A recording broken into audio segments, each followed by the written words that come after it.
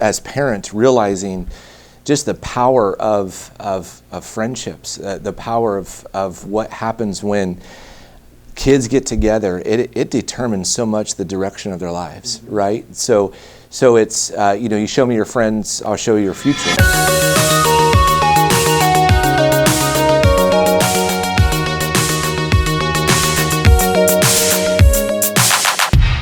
Hi everybody, I'm Jeff Bogue. I'm the senior pastor of Grace Church of Greater Akron, and I want to welcome you to Parent Partners, a ministry of CVCA.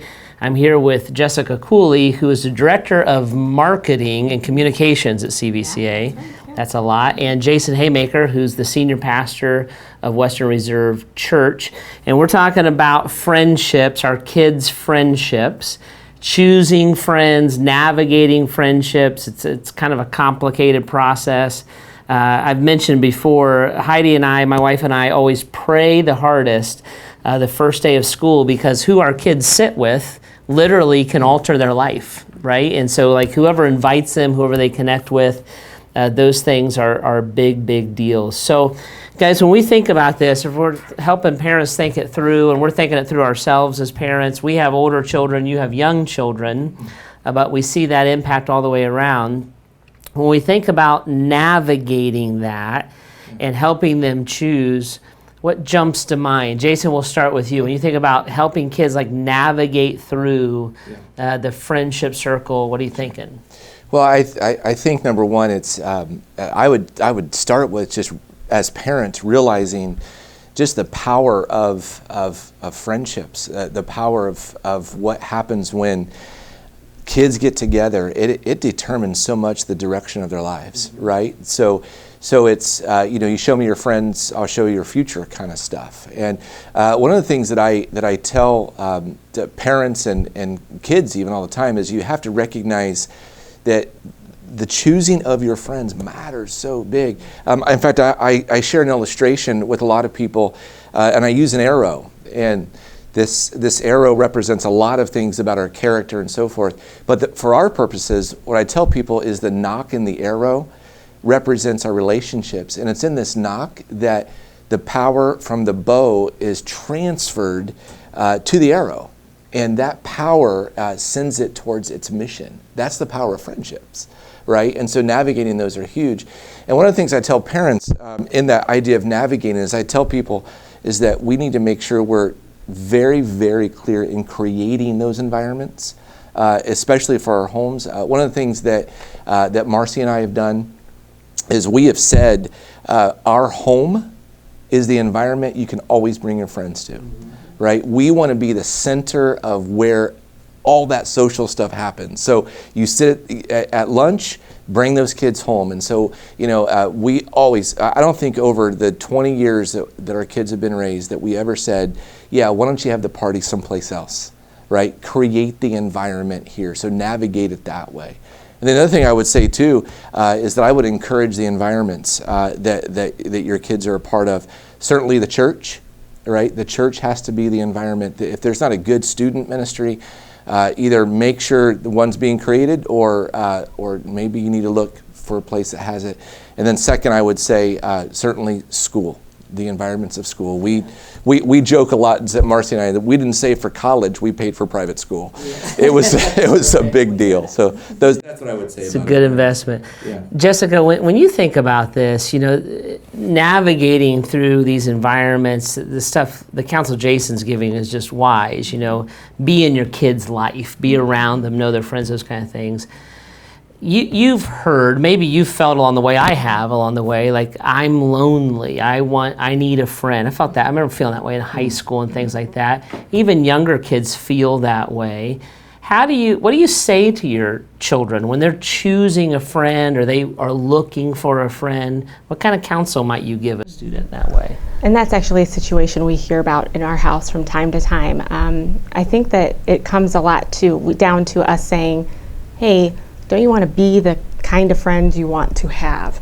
And we say that a lot in lots of ways. It's kind of the golden rule. It's something we'd say anyway. But we use that a lot because there are always people who are not in the same position as our kids, and to really include people, and especially in middle school, they're just kind of getting their feet wet right now. So it is a lot about not leaving someone behind. They're all getting to know each other. So it's definitely a lot about just being the kind of friend you want to have. Yeah, and kind of teaching them to be outgoing, be loving, the walk across the room kind of a thing. And even as a young kid, teaching them to be inclusive. It's just amazing the difference that makes. When our kids pick up friends and we're not excited about them, right? And they're around people that we're not thrilled with. I wrote down this Bible verses, don't be misled, bad company corrupts good character. Yeah. So when we see bad company corrupting the good character that we believe our kids have, the kids are being secretive, they're putting their phone away real quick, all those kind of things. What are we doing? Are we just going in and like smashing their phone with a hammer? Are we telling them they're never leaving the house again? Yeah. What are we saying to them? Well, I think that, number one, I guess you can't be afraid to take away what needs to be taken away, right? I mean, if there are things that aren't going well, you don't be afraid to do that. But I would come back and just realize that that drawing those lines are really, really important. But I would, again, communicate. I think you were touching on this as well. Communicate our values, communicate who we want, who you want to be. Remember who and whose you are.